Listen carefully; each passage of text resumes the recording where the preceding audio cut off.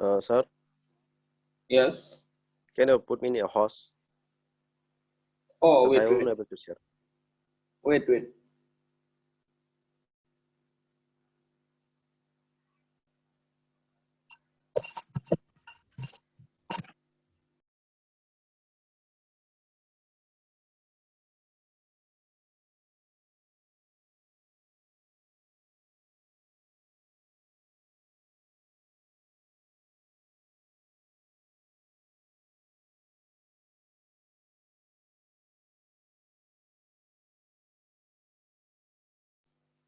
Now you can share.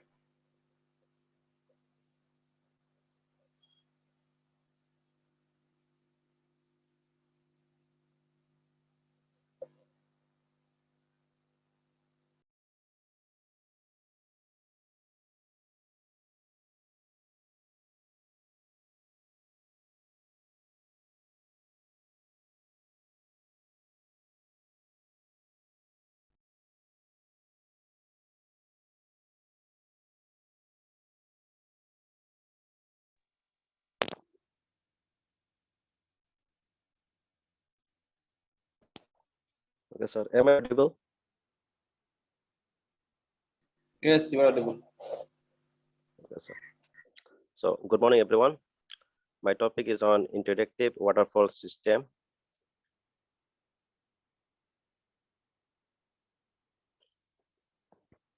So, let's start with the interactive model. What is interactive model? The interactive process model is the implementation of the software development lifecycle in which the initial development is started based on the initial requirements, and more features are added to the base software product with the ongoing interactions until the final system is created.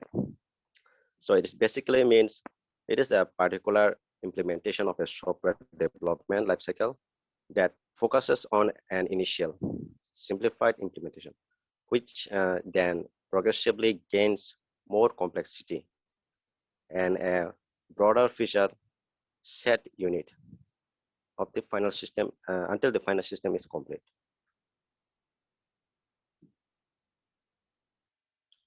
So introduction. This model was not the first model to discuss interactive development. I mean, it was not the first model to discuss interactive development. And as it is like the introduction, we are typically 6 months to 2 years long. And each phase starts with a design, goal, and ends, with the client reviewing the progress thus far. Analysis and engineering effort are applied at each phase of the project with an eye towards the end goal of the project. And the features of this model. This approach carries less risks than a traditional waterfall approach, but is still far more risky and less efficient than a more agile approach. In this particular model, the interactive process starts with a simple implementation of a small set of software requirements and interactive enhance the evolving version until the complete system is implemented and as ready to be deployed. As we can see in this model diagram, requirements build 1, build 2, build 3. It's basically all the same. It have to go in a certain steps: design and development, testing, and implementation. So this is where my part ends. I'm gonna hand it over to my colleague Chris. Thank you, sir.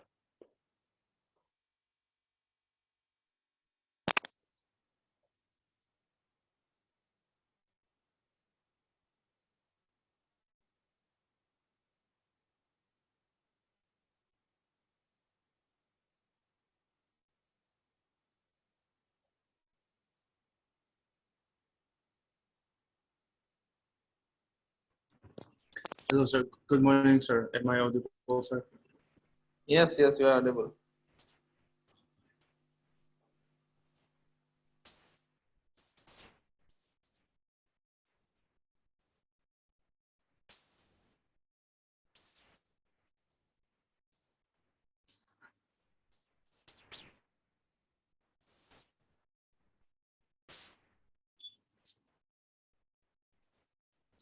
Good morning, everyone. My name is Chris Levon from the Department of Computer Science and Engineering. Thank you, Wilson, for presenting the middle half of the presentation. I'll be taking over from here. I would start my presentation. I would take the remaining of the presentation, starting from the advantages of iterative model. Um, the iterative model, the biggest advantage of this model, as I know, is that it is implemented during the earlier stages of software development process, which then allows developers and testers to find functional or design-related flaws as early as possible, which further allows them to identify or correct the mistakes and take up measures in a limited budget. And there are much more other advantages or benefits from this model, and that are this model produces a working software much quickly and early during the development process during SDLC. And this model is very flexible, which means that while the development, we can add anything that we want, any functions that we want that can be added into it. And next, this model is cheaper and it costs less to change the requirements as compared to other models, as it doesn't need to be a much budget oriented model. The end user or the stakeholders can give their feedback quickly, which can then be implemented into the system. As I've mentioned in the second point, that it is very flexible, and anything that stakeholders or the users want, we can implement them while during the development process. And the errors and bugs in the system can be identified early during the development, which means that since this iterative model is started, everything is started from the beginning, every problem and all the development has been identified from the beginning before the development. We can find out the errors and all the bugs that can be developed during the development process. And this model takes small development teams as compared to other processes. These are some of the advantages. Now we'll go to the disadvantages. Even though this model is extremely beneficial, there are lots of drawbacks or advantages attached to it. Just that each phase of an iteration is rigid with no overlappings.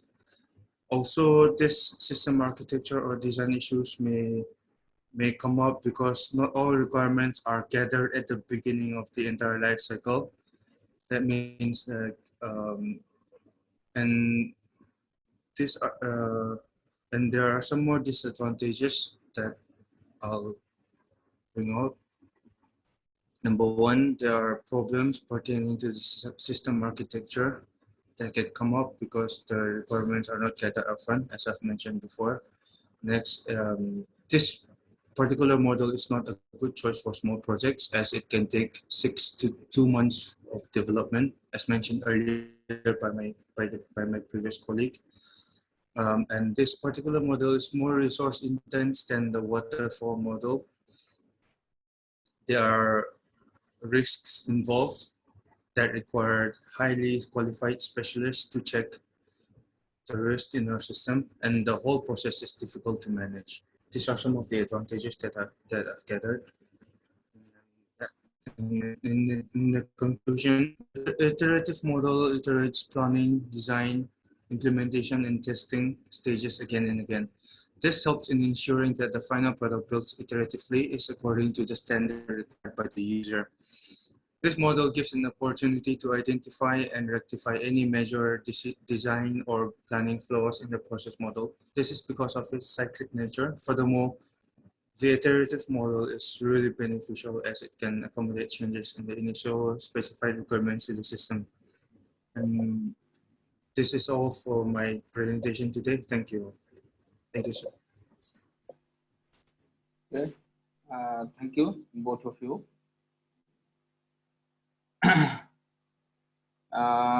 My first question to both of you that first of all, it is not interactive, it is iterative. I think Wilson have pronounced it wrongly. It is iterative waterfall model, not interactive waterfall model. Okay.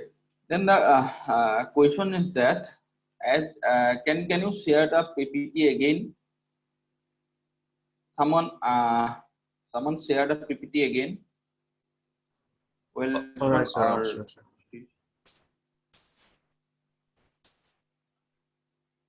don't no need to close it immediately, All right, sir. because uh, based on the PPT, the examiner may ask some question.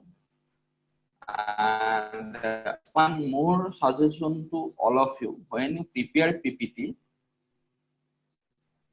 add page number.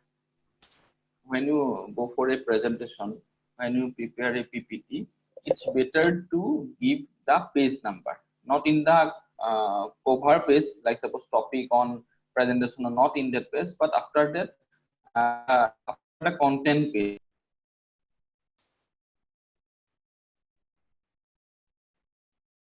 Hello, sir. Can you hear, sir?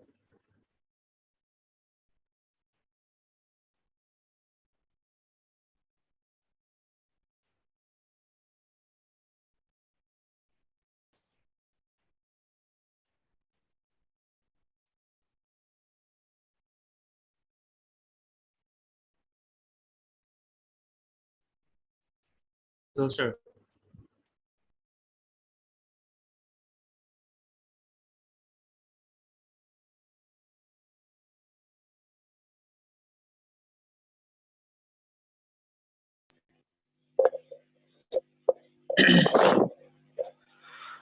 Uh,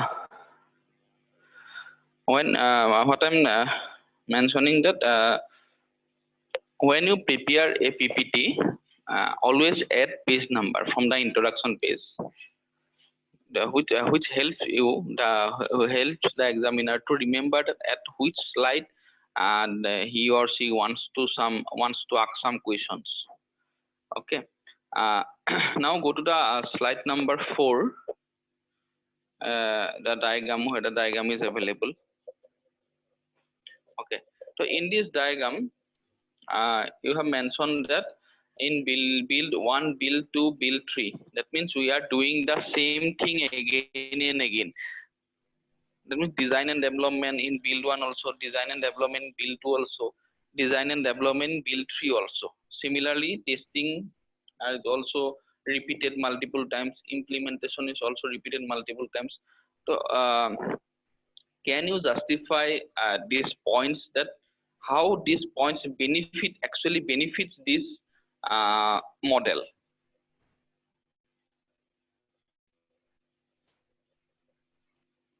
Sir, this is actually, sir, it consumes lesser time, sir, for the development phase. How? Because but in this diagram, if we go that we are doing the design and development again and again and again, then from that point of view, it may require more time.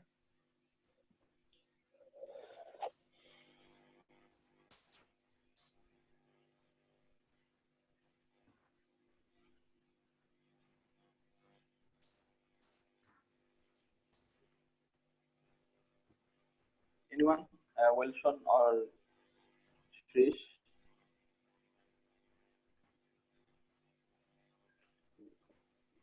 Sorry, it's less riskier than traditional. Yes, I'm coming to that point. Here you mentioned that this approach carries less risk than a traditional waterfall approach. Can you justify this point? How we can consider it as a less risky as compared to traditional waterfall model? Sir, it's much less riskier because bugs and other problems are identified before the beginning of the development. Before the And beginning of the before the development, sir. And changes can be made while the development process is going on. Okay. According to you, what is the major advantages of this iterative. Sir, as I've mentioned before, the biggest advantage of this model is that this particular model, it is implemented during the earlier stages of the software development, and so this in turn allows developers and other testers to find bugs and design flaws as early as possible.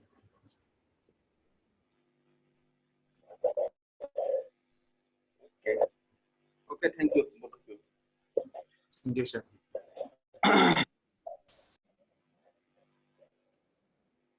The next group is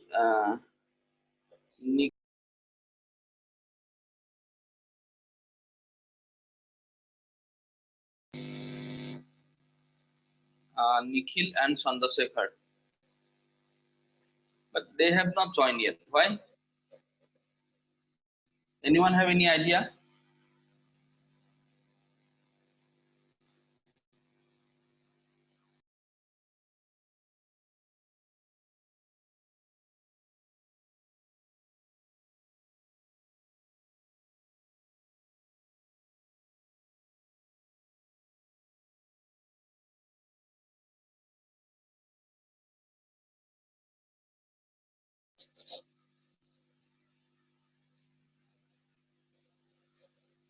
I will mark them as absent. They will lose 10 marks from their sessional. That means the fine. From that point, for them, from Nikhil and Chandrasekhar, the internal assessment will be out of 30 only. 10 marks will be deducted.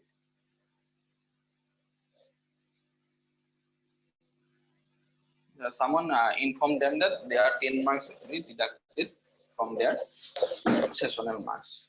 That means their evaluation is from out of 30. Okay. Once again, thank you everyone. You have gone from the topic well, but you need to go through some more depth, especially for the categories. That means for which category of software we normally prefer this kind of protocols and their execution part. Okay. From next class, I will go through all the topics a little bit so that if there are any confusion, it will be clear. And from your end, if you have any query, you can also share with me. Okay, I have a meeting now, so I have to end up this class. Since Chandrasekhar and Nikhil is not present today, I'm not going. There's no scope of the last presentation, and I'm not going to start a new topic today.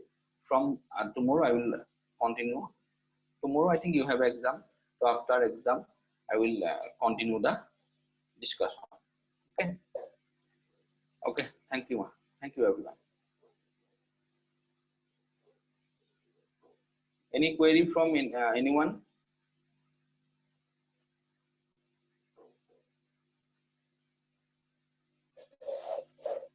Okay. Thank you.